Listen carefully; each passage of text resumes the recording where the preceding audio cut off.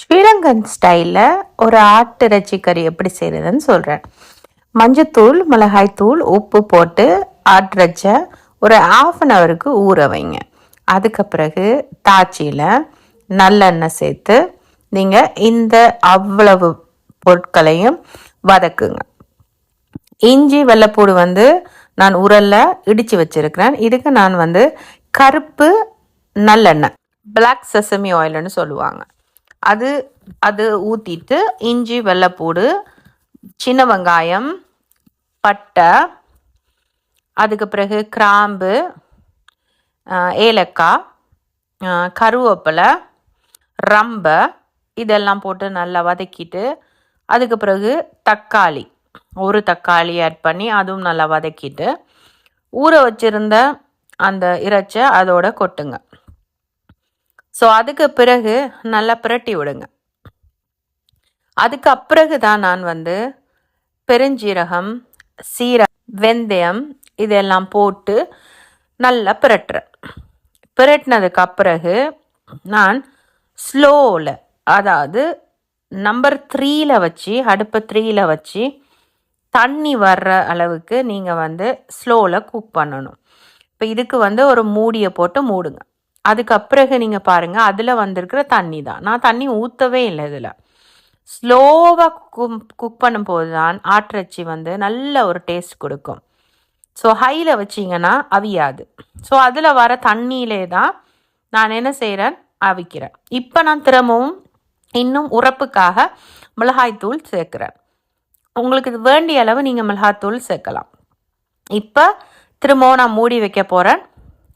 இப்படி நீங்கள் ஸ்லோவாக நீங்கள் குக் பண்ணும்போது நல்லா டேஸ்ட்டாக இருக்கும். இப்போ லாஸ்ட்டாக நான் குக் ஆனதுக்கு பிறகு நான் தேசிக்காய் விடுறேன். ஸோ இந்த ஸ்டைலில் தான் நான் ஆட்டிறைச்சி செய்கிறது. அதுக்கு பிறகு லாஸ்ட்டாக அடுப்பை ஆஃப் பண்ணிவிட்டு கட்டியான தேங்காய் பால் அதை விடுறேன். இது வேறு லெவல் டேஸ்ட் கொடுக்கும். இப்படி ஒருக்கா செஞ்சு பாருங்கள். ஸோ இன்றைக்கி என் ஹஸ்பண்ட் கேட்டது ரோஸ் பான். ஏண்டா புட்டுக்க பயம் தானே இப்போ. ஸோ இப்போ ரோஸ் பானுக்கு இறங்கிட்டார். இப்போ ரோஸ் பான் கேட்டார். ஸோ அதுக்கு காலிஃப்ளவர் அவிச்சு வச்சுருந்தேன். பிள்ளைகளுக்கு வேறையா சிவப்பரிசி, அப்புறம் மாசி சம்பல், கருவாடு சம்பல். அதுக்கு பிறகு ராசவள்ளி கிழங்குல கஞ்சி, தேங்காய் பாலில் கஞ்சி. ஸோ இன்றைக்கி இதுதான் சாப்பாடு. ஸோ பிள்ளைகளுக்கு வேறையா சோறும் வச்சுருந்தேன் நான். ஸோ அவர் ரொம்ப விரும்பி கேட்டார், ரோஸ் பான் வேணும். இந்த ஆட்டிறைச்சி நாங்கள் 8 மாதத்துக்கு பிறகு தான் சாப்பிட்றோம். நாங்கள் அடிக்கடி பெருசாக சாப்பிட்றது இல்லை, என்ற கொழுப்பண்டபடியால். ஸோ 8 மாதத்துக்கு பிறகு அவர் கேட்டபடியால் வாங்கி சமைச்சு கொடுத்தது. ஸோ அது ரொம்ப விரும்பி சாப்பிட்டாரு. ஸோ இந்த வீடியோவை கவனமாக பாருங்கள். நான் ஒரு ரெக்கார்ட் ஒன்று எடுத்து வச்சுருக்கிறேன். நான்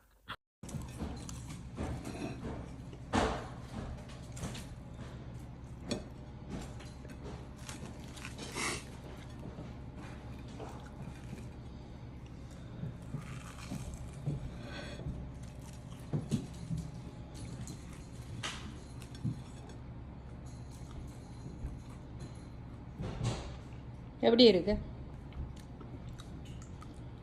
இறைச்சி சம்பல் ரோஸ்பான்? அவர் எல்லாத்துக்குமே தம்ஸ் மார்க் கொடுக்க நான் அதான் கேட்டேன், ரோஸ்பான் எப்படி இருக்குன்னு. அதுக்கும் தம்ஸ் மார்க் தான். ஆனால் ரொம்ப விரும்பி சாப்பிட்டார். அவர் சொன்னார் அந்த கண்ணை நாளைக்கு பிறகு அவ்வளவு டேஸ்ட்டாக இருந்துச்சான். பிறகு நான் டிசர்ட்டுக்கு ராசவள்ளி கிழங்கு அந்த கஞ்சி டிசர்ட்டுக்கு எடுத்தோம். ஸோ இப்படி தான் எங்களோட சாப்பாடு போச்சு. உங்கள் வீட்டில் என்ன சாப்பாடு கமெண்ட் செக்ஷனில் போடுங்க. இந்த சாப்பாடு பிடிச்சிருக்கிறா என்றதையும் மறந்துடாமல் கமெண்ட் பண்ணி லைக் பண்ணுங்கள். தேங்க்ஸ் ஃபார் வாட்சிங்.